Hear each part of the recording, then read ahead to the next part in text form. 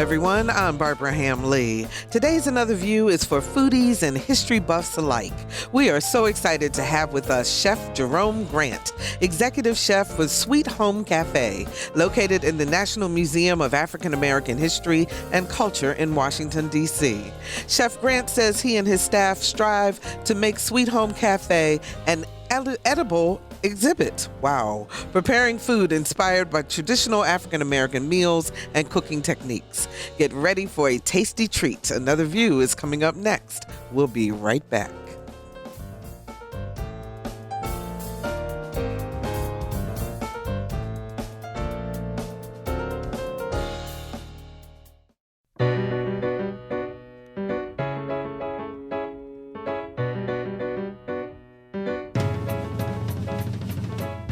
Discussing today's topics from an African American perspective, this is Another View. Hi, everybody. I'm Barbara Ham-Lee. Welcome to Another View. Just want to say thank you to all of our listeners. Today begins our 7th year on the radio. And so we are so excited that we are able to come to you every Friday and bring you another view on today's issues. So thank you so much for listening. Tickets to the National Museum of African American History and Culture are the most highly sought after tickets in Washington, D.C. this summer. The museum is rich with exhibits showcasing the history of African Americans in this country, and many who go talk about the emotional experience they have. A huge part of the museum experience is Sweet Home Cafe, a cafeteria showcasing African American cuisine, and the executive chef is our very special guest today. Please welcome to Another View, Chef Jerome Grant. Hi, Jerome. How are you? I'm doing great, Barbara. Thank you for having me on. Oh, we are so excited. And you actually are in Williamsburg, have really big things going on this weekend. And so I'll do your little shameless promotion right now. You are speaking today at 5:30 at the Williamsburg Library Theater. And then you are also cooking tomorrow at the Farmers Market. Is that correct? That is correct. Oh, that is fantastic. So welcome to the area. We appreciate you being here. Thank you. Jerome, when people say African American cuisine, probably the first thing that comes to mind is soul food, in quotes. But do you say that's not the sum total of the African American cuisine experience? No. The way that I look at it, African American food is American food. We were behind the majority of the meals throughout America, whether we were slaves, indentured servants, working in the Senate. We were the ones that were in the kitchen producing this food for everyone. I look at soul food as, we put our soul into it. That's what we had. And we utilize food to actually help survive. So, to me, African-American food is American food. Through the diaspora and how we moved throughout the regions, things kind of changed a little bit, but we made do with what we had at that time. Mm-hmm. So when you say that the cafe is an edible exhibit, what exactly do you mean by that? What's the experience? The experience is, we want you to come into our home. We want you to familiarize and identify with a lot of the things that we have around us, whether it's, the smells, the sights, even hearing, how we talk, or even looking at a lot of our walls and our ceilings. We have these colors and these things that are reminiscent of our homes. And what we want you to do is to be able to come into our cafe, sit down at a table, and have a meal just like you were catching up with old friends, be a part of the community. And for us, that's what we push at Sweet Home Cafe. Wow. Now, I think I read somewhere that you go through like 2,000 chickens at a time. And I mean, it's a huge amount of food that you cook. How do you maintain that soul? How do you maintain that feeling that you're at home eating as opposed to kind of a mass production? For us, we take these small pot ideas and actually put them on for the masses. We have an extremely strong team in the kitchen, and they understand how important their job is. It's just not a job walking into our restaurant or to our kitchen. We're here to tell about a culture, to also tell about a culture that's done so much for American history. And we look at our jobs as, we're teachers, we're educators, but we do it through food. As you go through our regions and through our stations, you'll see, hints of information that really identify with those areas. So there are 4 different stations within the cafe. Can you tell us about them and what the history is behind them? All right, so we've been identified in 4 different regions. We look at it as pre-slavery and post-slavery and the migration of African Americans throughout the United States.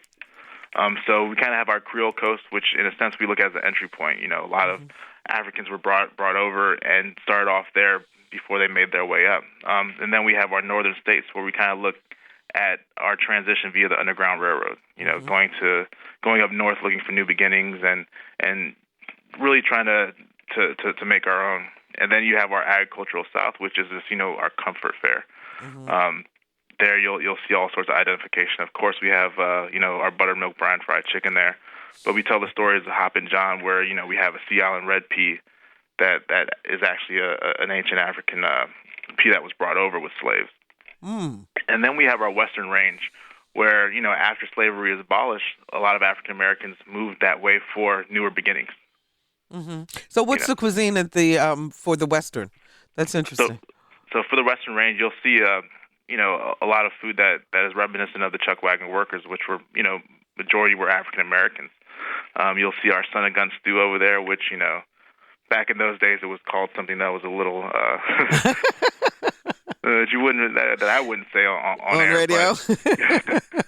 But that dish itself really goes and shows how resilient African Americans were. We were given these offcuts that didn't go to market. We were left with the beef livers and the intestines and things like that, and we made something as great as this stew that tasted good, but it also nurtured us and nurtured others to get through their day. At that time, keep in mind there were other ethnicities that were there that were actually building the railroad, whether they were Latin, Asian, and as well as the Native Americans. So you'll see a lot of those flavors fused within that region. So what's in that stew? Describe it for us. Well, our stew doesn't have the calf brains and things like that. We do it with a little bit of short rib, barley, dried tomato, and grilled corn and turnips. It sounds good just even thinking about it. So in the northern states, I know that there's you do a oyster dish, and there's a history behind that.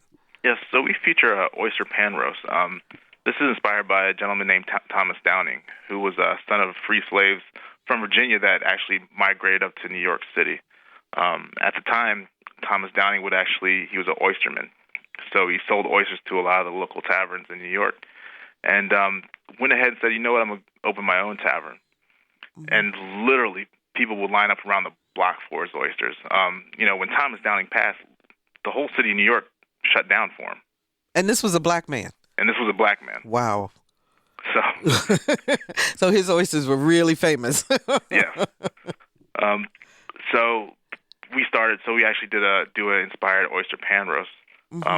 Inspired by Thomas Downing. But the great thing about Thomas Downing was not only did his tavern just, feed the people in New York, but it also doubled as a stop for the Underground Railroad. Wow. So that history is also brought into the discussion. Do people have an opportunity to talk with you or your staff as they're eating or as they're visiting these stations to learn more?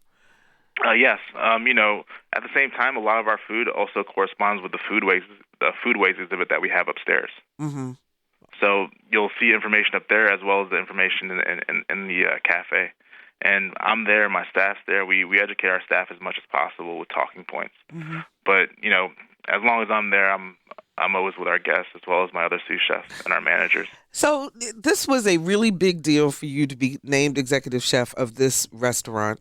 You've had a lot of experiences, but what was it about this particular project that drew you in? I knew that this project has been, we've been working on this for a while.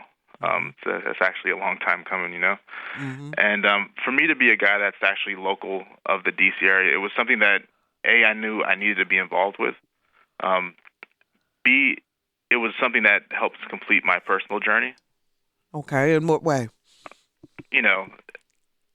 At times, growing up and things like that, it was always difficult going through, the restaurant industry. Okay. In order for me to have found success, I always believed that I'd always have to leave D.C.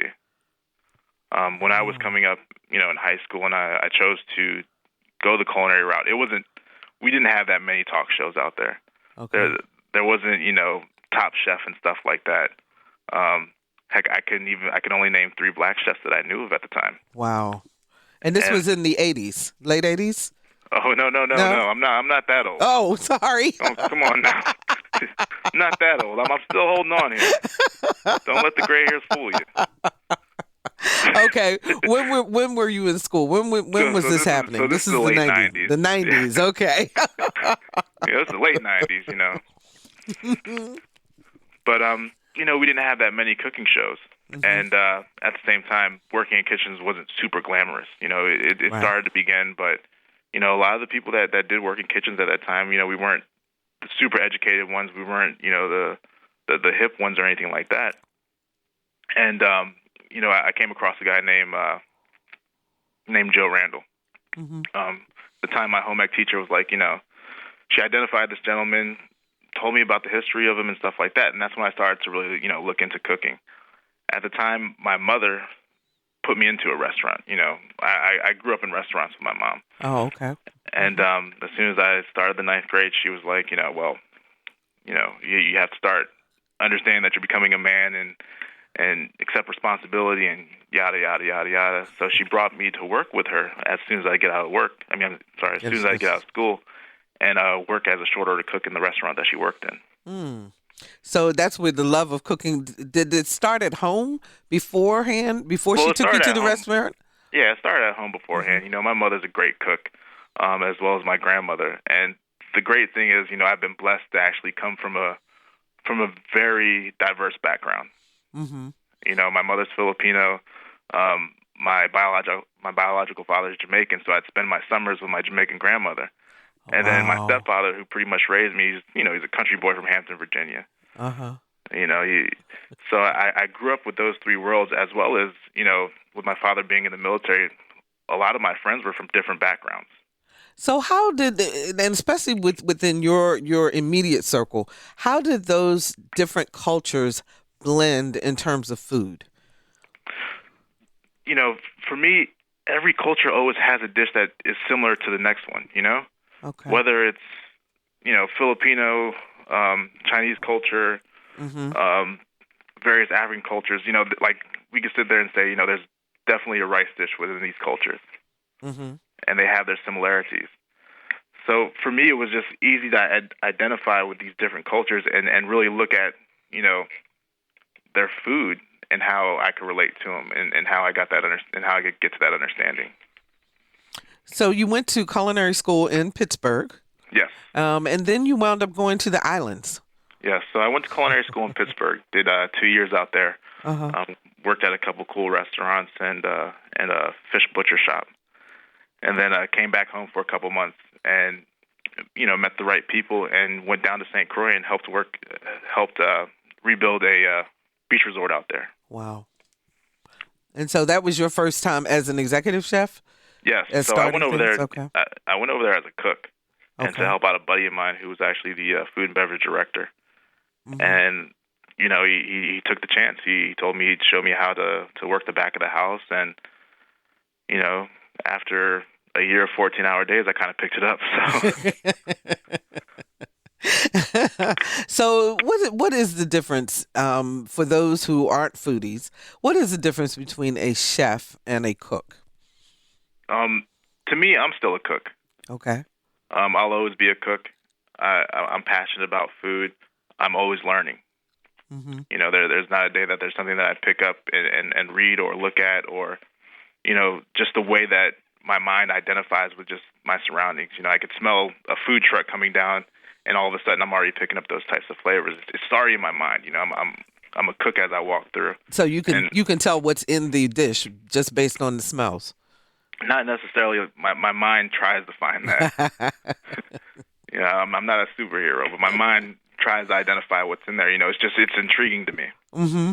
Mm-hmm. So I'm always a cook at heart. To me, as chef, we're able to run these operations. We're able to work the business side of the restaurant, as well as set up structure. Right. That's the additional management side. And to me, that makes you a chef that completes your whole story. You have the passion, you have the drive, you have the understanding of what food is and where it comes from. And then you have the operations side. 440-2665 or 1-800-940-2240 are the numbers to call to join our conversation. We're talking about African-American cuisine and with Chef Jerome Grant. 440-2665 or 1-800-940-2240. So, Jerome, they say, you're going to run Sweet Home Cafe or this food establishment. How did you decide which dishes would fit and where they needed, which ones you needed to use? Well, this project has been in the works for the past couple of years, and we have a super strong culinary team that worked hand in hand with Dr. Jessica Harris, who really put together the white sheet for the restaurant. Mm-hmm. So there's been a lot of research going into this, and our culinary team is just phenomenal, and they put together this program that we started off with. We've gone through 2 years of tasting with, museum heads, museum directors, and just really tweaked our recipes and our concept as much as possible prior to the opening. So when people come in and they taste like the buttermilk fried chicken, for example, do they say to you, well, my aunt used to do it this way, or my grandmother used to do it that way? Do you have those conversations? Of course not. We never have those conversations.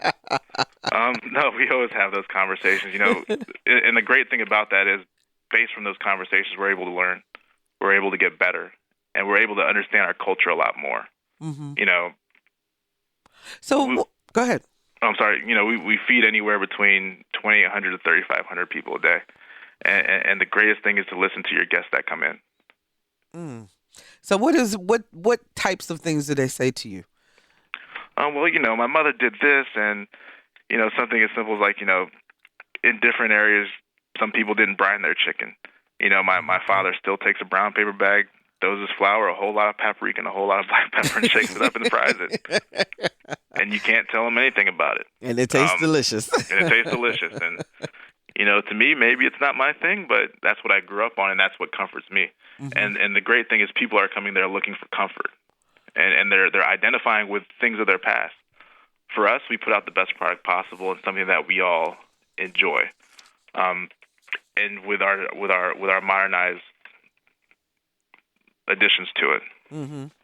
Now, you also worked for the Native American Museum, and you ran the I want to pronounce it correctly, Mitsitsam? The Mitsitsam Cafe, yes. Mitsitsam, yes. So, what's the difference between the two? I know the food is different, but is there an atmospheric difference also, or the way that food is treated? No, we still treat it the same way. We try to buy as local as possible. Mm-hmm. We stay as sustainable as possible with pretty much all of our product.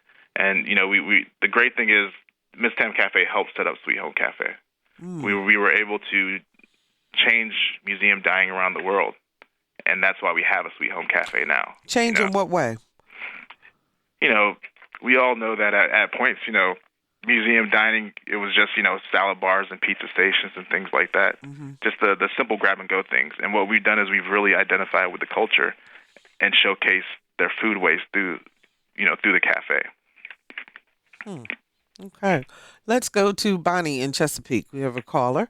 Hi, Bonnie. You're on the air. Hi. Thank you for taking my call. Uh-huh. I was sitting here listening, and when he said soul food, even though I'm not African-American, I grew up with fried chicken and collards and, pork chops. And I think the soul you put into your food makes it soul food. And I can still cook a pretty mean pot of collards. And we use lard, and I use salt pork. And, my sister tried to cook them with olive oil one time, and she said, it's not right. It just wasn't right. And I love the old way of cooking cornbread and, fried chicken. And we've been salting our chicken the night before for years before it ever became so popular on television. Okay, Bonnie, thanks so much for the call. We appreciate that. So, Chef, how do you balance the old-fashioned way, if you will, with the health concerns that a lot of people have today? especially when it comes to soul food. Yes, definitely. For us, it's keeping things as simple and straightforward. We balance out a lot of our seasonings. And things aren't over salted. We really stick to these recipe cards that we have, and we take in consideration of the problems that we have here. And then we plan things out that way. So whose recipes are you using? I mean, are they your original recipes, or you got them from a variety of people? No, like I said, we had a culinary team that we've all worked together on and put all these recipes and troubleshot them.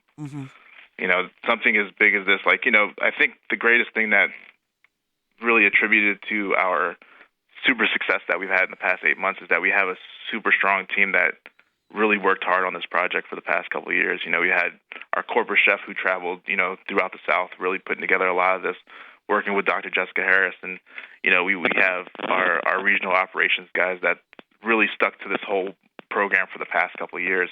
And that's what helped made this successful for us. It wasn't just me. It wasn't just the guy that fries our chicken. It was the whole team that did this. And, that's why we'll have success. That's why we have success, and we'll have continued success and only get better as we go. So as you look at the back, I'm just curious and fascinated by how you pull together all of this for that many people on a daily basis. So what time do you have to get started in the morning? What's that flavor like? The early morning flavor, I can tell you, the early morning flavor is 400 pounds of collard greens cooking. Wow. That's what the early morning flavor is. We walk in around 6:30 in the morning. My first guy gets in there at 6:30. The remainder of my cooks come in around 7:30, 8 o'clock, and it's just pushing forward. We try to stay a day ahead, but we have a lot of hands on deck. You were talking about how much chicken we go through. We go through 1,200 pounds of chicken every 2 days. 1,200 pounds of chicken every 2 days. So wow. You see, over 500 pounds of chicken in the works at any given time. Something as simple as like our catfish, that's 150 to 200 pounds every 2 days. And we're actually using, local blue cat from the Chesapeake. So, it's orchestrated chaos in a sense. We know what we need, but we have to pull it out of, our vendors. We have to manage them just as much as they manage us, just to make sure that they get us the product that we need, because we're not going through, 10, 20 pounds of this. It's right. It's a lot. And, we have a strong leadership team that really pushes forth. And like I said, our cooks buy into what we're doing. And, it's the family atmosphere. It's us pushing together as a crew and educating people that come into our cafe and being there for them. Mm-hmm. So how has cooking changed since you first started to now? What's different about it? Anything? For me, when I started cooking, it was for some of the weirdest reasons ever. It was to impress women, of course, and then and to live decently. It wasn't till I really got into cultural dining at the cultural centers where I sat back and I said, you know what? There's a lot more to what you think you're doing. Like I said, we're educating people. We're talking about a culture. We're showcasing everything that culture has. So it's got to a point to where, something as simple as understanding a plant. Well, you can't understand a plant until you understand a seed. You can't understand how cheese is made until you understand the cow where the milk comes from. You can't understand the milk until you understand where the cow grazes at. So it's really identifying where it all begins. And for me, that's what motivates me. That's what motivates me to really understand food as much as possible, to talk to people, to listen to stories. Does it concern you that a lot of, particularly inner city youth, don't have that perspective? It reminds me of a story that the general manager of our 5 Points farmers market here told of a student who saw white potatoes for the first time and was talking about, how dirty the potato was, not realizing that it comes out of the ground, because their experience is go to the freezer, or go to a fast food place, and that's where you get a potato. So does that, in terms of our community, of the African American community, does that concern you ever? It deeply concerns me. In our community, there's other things that kind of make this a difficult task for a lot of us. Something as difficult as putting together a healthy meal on your table. You know, we have issues doing that, not even at home, but also at school, where you know, you shouldn't have these issues. And the best that we can do is to push forward and help each other to get there. You know, showcase, you know, the more neighborhood-friendly farms, you know, identify with our neighborhoods and our communities and help build them back up, and especially with something as simple as food and nutrition. Yeah, because that is very important. If you're just joining us, we're talking with Chef Jerome Grant, Executive Chef of Sweet Home Cafe, located in the National Museum of African American History and Culture in Washington, D.C. Call us and join our conversation. Tell us what your favorite recipe is. 440-2665 or 1-800-940-2240. So when you were learning about the history and working through the white papers and so forth, was there anything in the history that really surprised you that you didn't know? In the culinary industry? Yes, Well, as you were putting together the menu for Sweet Home Cafe, and you were looking at that history. There's a. I mean, it's surprising to me every day. Just reading books and you know, finding as much information as possible, you start to understand where a lot of traits within our community come from. Such as? Yeah. You know, we could talk about something as simple as our summertime cookouts. You know, that was always a staple for us. You know, it goes back to slavery days. It goes back to the days of emancipation, you know, when Juneteenth came around and slavery was abolished. You know, we threw a big party. Right. We threw a big party, and we were able to get things that at that time we weren't able to afford, or we went out and made sure that we got those things. You know, it was like the trivial thing of the red drink at Juneteenth, you know. And so what is the red drink? It was like a mixture of cream soda and red dye, but it was something that signified to us that, you know, we have our freedom now. That's interesting. See, that's something new I didn't know. There you go. What else? But then you look at, you know, your fish fries. Well, at the time when we were slaves, you know, African Americans actually a lot of the African Americans that did come over at that time were, you know, from West Africa, and they were, you know, great fishermen.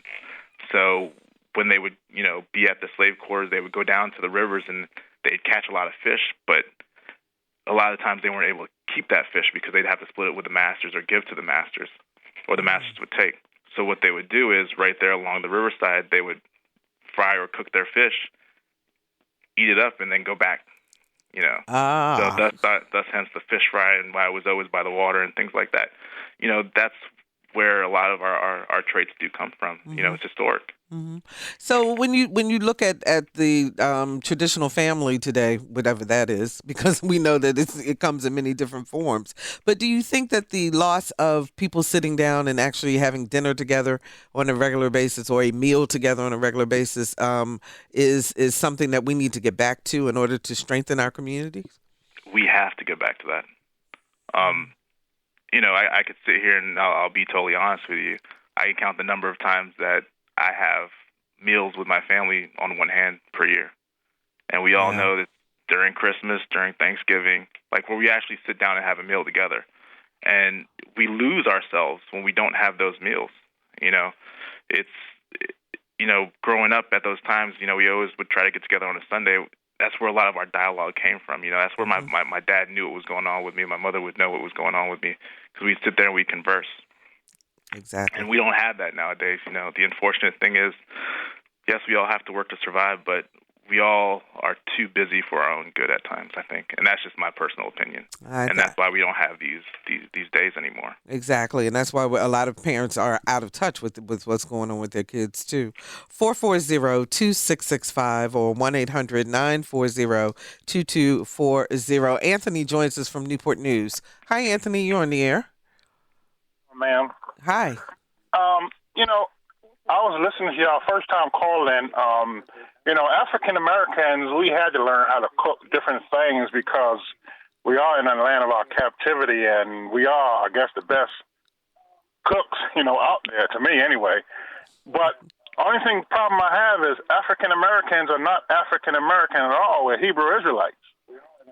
And a lot of African Americans don't know that. Okay, well, we're talking about the food and the cooking today, so we will move on to another topic because we're talking about food today. We're not going to get into that history right now. Let's talk to Vanessa in Williamsburg. Hi, Vanessa, you're on the air. Hi, how are ya? Okay, how are you? I am well, and my comment is I am a huge history buff, and what I don't like about history is when you get into you can open a book and read about something that happened, or you can go to a museum and read a placard and try to pretend to be a part of it. Mm-hmm. But what he's doing is absolutely amazing because it's the best part of history. It's the part of history that you could put hands on and taste buds on and realize that what you're making and what you're eating and the time that you're spending and talking about it, you are becoming a part of history. He is keeping it alive by making the food that people ate at the time and teaching with it. And I think it's the most beautiful part of a history lesson. I'm so glad that that's part of the museum. I'm so thankful for it. Oh, well, thank you for calling, Vanessa. We appreciate that. Do you want to respond, Chef? Thank you, Vanessa. Like I said, we have a great team that really pushed forward to it. And there's so much that you could learn through just food, just people being able to identify with these things, Like she said, you just can't go into places and read placards and stuff like that. Once people are more hands-on, they see these things, they're more visual with it. There's a better understanding. Yeah, and it means more, I think, to people when they can actually experience it. So are you concerned, Chef, about the lack of, let me put it this way. Are people coming back to cooking again? Because there seemed to be a whole time where, young people were not hanging out with grandma and watching her make the cakes and the pies and the meals. And that's how we learn generation to generation how to cook certain things. So are you concerned that is going away, or is it coming back now that more people seem to be more in tune with where their food is coming from and how it's prepared? I see it coming back, but not in a super big way. Mm-hmm. A lot of us are becoming, a lot of people are just being a lot more conscious with their own cultures and wanting to preserve that. So, now you see some kids getting back into the kitchen with their parents or their mothers or their grandmothers and understanding, the preparations of meals and why we prepared things. But, I personally feel that at the other end, we've all got too used to convenience. Mm-hmm. And, it's a good and a bad thing. Yes, I do order things from Amazon, and I enjoy that it comes to my front doorstep. But at the same time, I also know that I need to get out and I need to go to the market and get certain things fresh and local, and at the same time meet the people that are putting these things together and come home and, have these things. So, it's a two-way street. People are getting back into it. They're looking to preserve their culture, to preserve their family culture. But also I think convenience is also having a hand in slowing things down for us. Mm-hmm.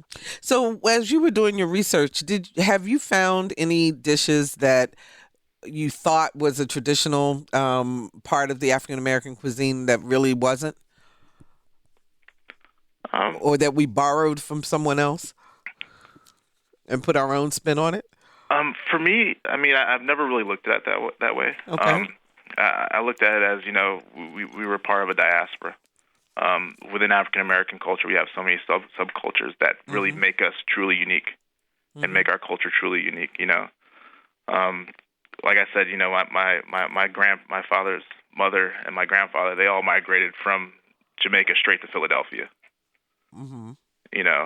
My grandma, I personally would grow up with her having these traditional style Jamaican dishes that weren't like, at my friends' houses or anything like that, Right. So, but at the end of the day, it all wraps into our culture. It all wraps into us as people and where we've been and where we've gone and where we're going. Mm-hmm. 440-2665 or 1-800-940-2240. We have a question from Facebook. They want to know what's the difference between traditional soul food and contemporary soul food? Goodness, you guys are trying to get me in trouble today. I think contemporary soul food, we're more health conscious. We have more of an understanding, and it's not even it's health conscious, yes, but we also have the accessibility to different types of product. As we sat there and we spoke about, cooking the collard greens with lard and things like that. Well, Right. that's what was only available to African Americans at that time. It was the things that it was the lesser of the better things, I guess you'd say. Mm-hmm. We were given the offcuts. We were given whatever was left over to create great things. Where here we're able to go out and get those better items and put together our traditional recipes utilizing greater things. Okay, so I'm going to put you on the spot. Do you like chitlins? I'm going to say no. Hopefully that doesn't change anybody's views about me. That's just me personally. I've had friends that's mothers would show me how to cook them, and I just couldn't do it. You just couldn't do it. It was just too much for me. But that does go to the point, though, of the creativity that we as a people had to develop, because we were only given these types of cuts of meat left, or the the vegetables that nobody else wanted, and so forth. Exactly. So that's what kept us going. Let's see. Let's go to Tevin in Virginia Beach. Hi, Tevin. You're on the air. How are you? Okay. I just saw that part of the show. I was driving to work. Uh-huh. So I have to agree that you learn more about a culture if you immerse yourself in their food.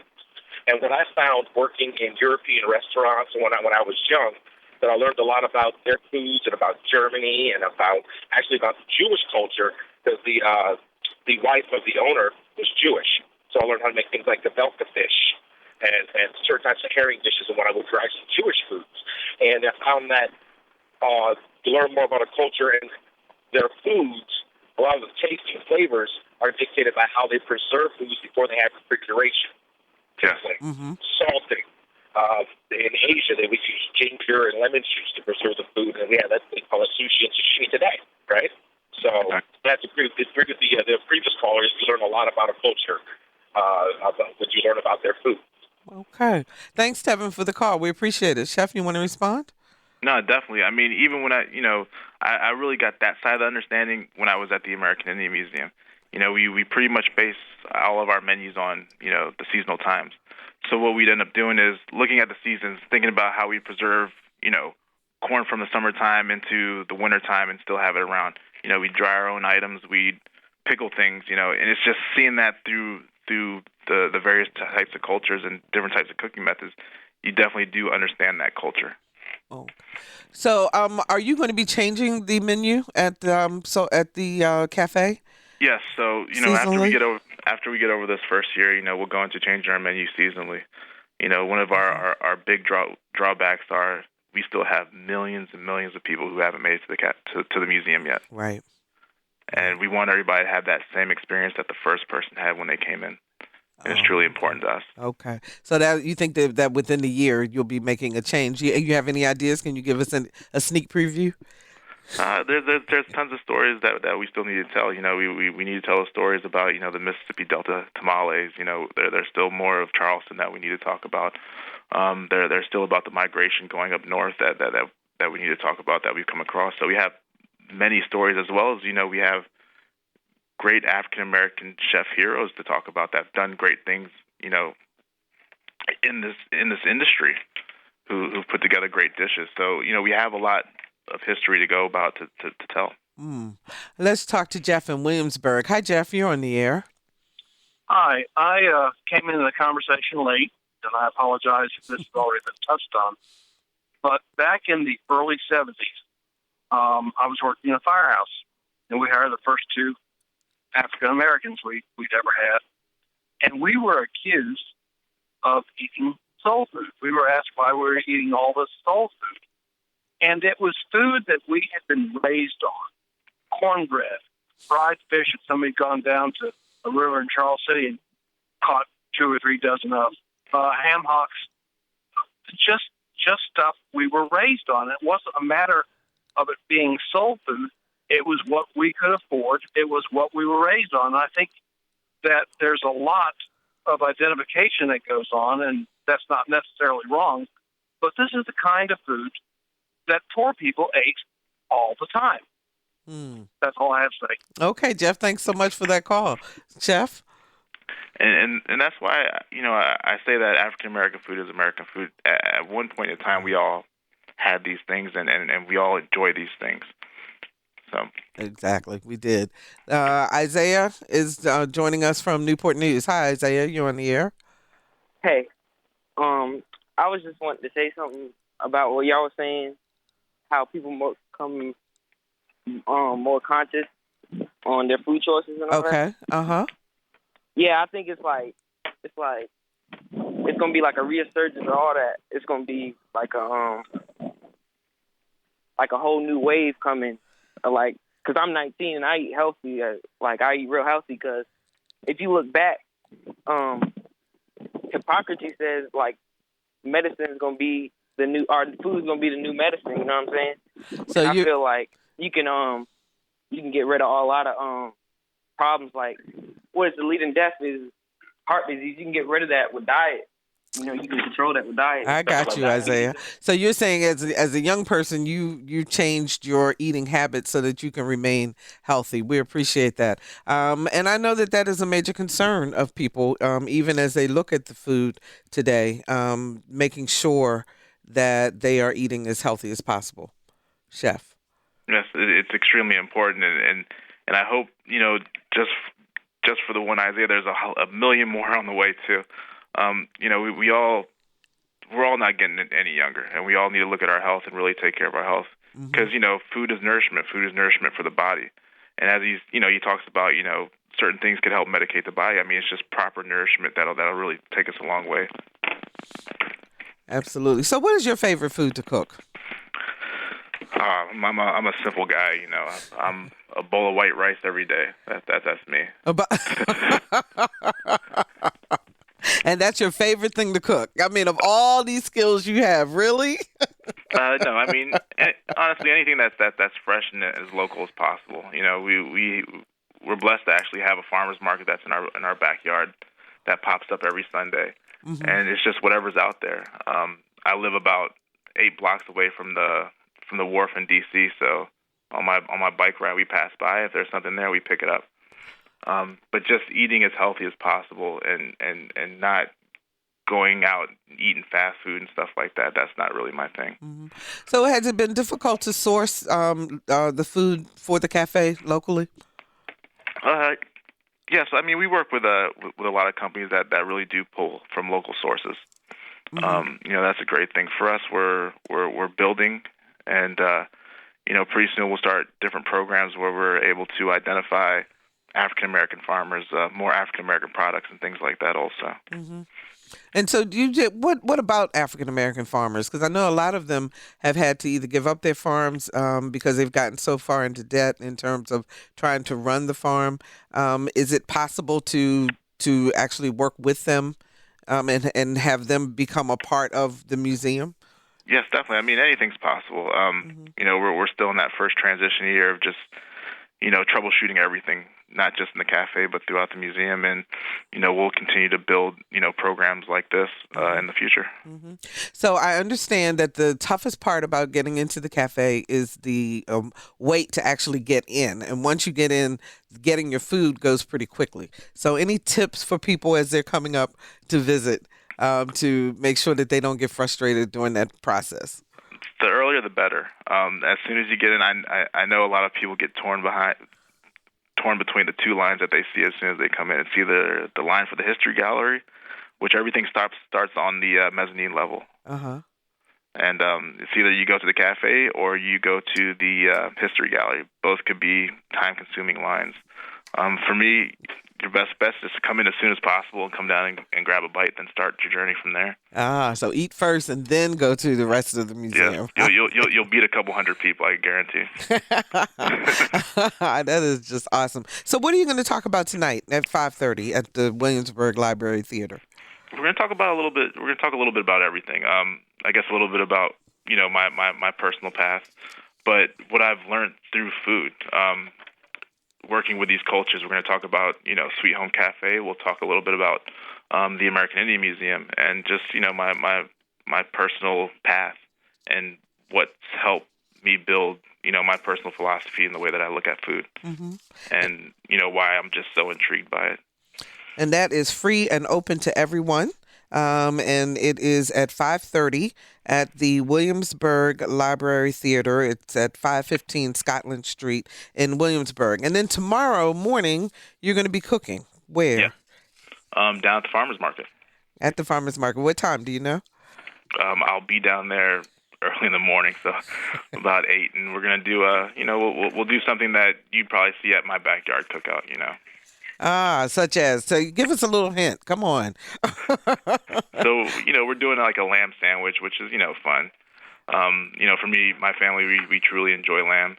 And, on good weeks or good times, we always definitely go out and get a leg of lamb. So what we'll do is we'll smoke a leg of lamb and do like a collard slaw for it. Oh, wow. Ooh, that sounds delicious. Yeah. Okay, and the market is located at 402 West Duke of Gloucester Street in Williamsburg. So if you'd like to come out and talk to Chef and also share some of your family recipes, share some information, he's always willing to learn. Isn't that correct?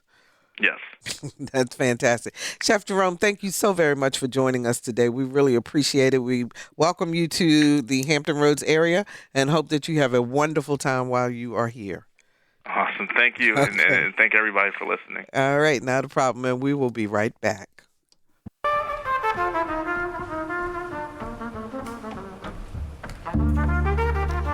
I'm with my fellas, and you all are checking out Another View. Don't go anywhere. Check us out.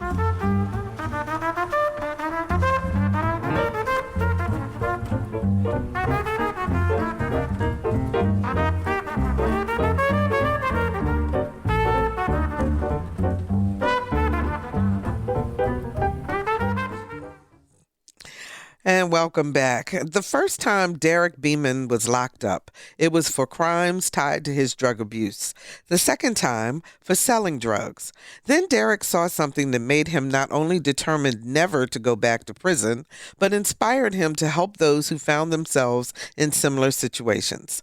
Our Lisa Godley spoke with this up-and-coming playwright about his life and his final performance in Norfolk before taking on New York City's theater scene.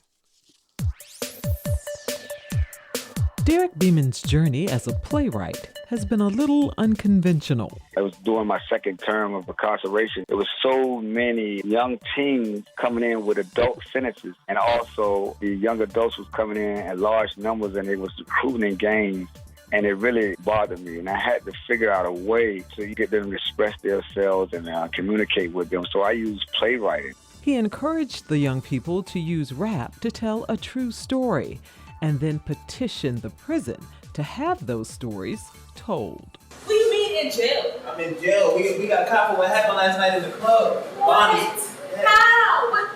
Okay, what do I do? I don't know. Look, I seen you get $50,000 for bond. $50,000? TJ, where do you want me to get that money from? I don't know. Just don't get it from Uncle Pete. Whatever you do not get it from Uncle Pete. The warden and all the council and the administration would allow me to do plays because I was so passionate and so much on them that, look, it's going to work. It's going to work for the young adults. It's going to work. I bugged them so much that they actually let me do it. When I came out in society, it was it was extremely hard to get started. Because you coming out, they say, well, you ever did plays before? I said, yeah, in prison. So that to them counted as nothing. Derek says he reached out to churches first, but many were apprehensive because he's Muslim, and they were concerned about the message he delivered to their congregations. I said, listen, I don't come to convert. I just come to do my plays and send a message out. So it was very tough. And my very first building, by the way, a church actually allowed me to rent the church. And I saved my money up selling oils and washing dishes. When I rent the church for them for 3 months. And I got some younger adults and teens to help me out. And we did my very first play, which was this play, We All Have a Dream. Without a budget, Derek had to use old thrown-out furniture and cardboard boxes to create his set. But he forged on, and his audience of about 80 people loved it. I was passionate enough to get it done. And I didn't care. I wouldn't let nothing stop me from this urge and this passion and this dream that I had. Now Derek has revamped We All Have a Dream and is taking his story of both funny and traumatic life experiences to a larger stage. I have broken bones, digging trash cans, doing drugs. When I see you born, TJ, you changed my life. And here you are throwing opportunity away. And I told you you was a dog. Man, I'm tired of that duck talk, man. Listen here, boy. You gotta be grateful to be a dog. See, a dog struggle and packs his way out of the egg till he's exhausted. And then he struggles to walk. That he keep up with his earnings. Finally, he struggles to fly. I would say probably 85 to 90% is from the things I actually experienced, or either the things that I fear or things that I went through that traumatized me. It's either one or the other. But Derek says those hard knocks have made him stronger. He uses his own life experiences to encourage and inspire those currently serving time. And he eagerly invites young people from the community to be a part of the theatrical productions he writes and directs. Everyone is unique. No one has your fingerprint. No one has your fingerprint since the beginning of time. No one will. And we got to understand that life is all about struggles. From struggle comes strength. You need doors slammed in your face. You need the people to turn their backs on you in the beginning, because you're going to know if you really want it. If you really want it, you're not going to let something so small and tedious stop you, as such as people turning their backs, because it's your vision and your dream, not theirs. For Another View, I'm Lisa Godley. Wow, you can certainly hear the passion in his voice. And We All Have a Dream opens this weekend at ODU's University Theater, 4608 Hampton Boulevard, with 2 performances on Sunday at 3 and 7 p.m. For more information, you can go to onebigproductioncompany.com. So that's everything spelled out, onebigproductioncompany.com, or you can call 757-317-1187. And just another reminder that Chef Jerome Grant will be in Williamsburg this evening at 5:30 p.m. He's going to be at the Williamsburg Library Theater. It's a part of the 15th anniversary of the Williamsburg Farmers Market. And so they're bringing in chefs from all over. And tonight, Chef Grant will be giving a talk about foodways, about African-American cuisine, about his very unique perspective on food based on his family and growing up. So that is this evening in Williamsburg at the Library Theater, 515 Scotland Street in Williamsburg. It is free and it is open to everyone. And also just want to let you all know that Another View has been nominated for 2 count them, 2 Salute to Excellence Awards, which are a national award given by the National Association of Black Journalists. The conference is in New Orleans in August, so keep your fingers crossed for us, and hopefully we will win.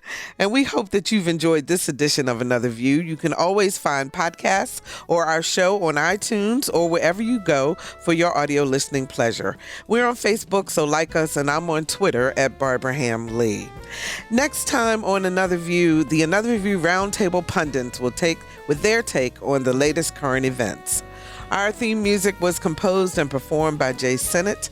Lisa Godley is our show producer. Victor Bowen is our audio engineer, and Trey Watson answered our phones. I'm Barbara Ham Lee. Thank you so very much for listening to Another View.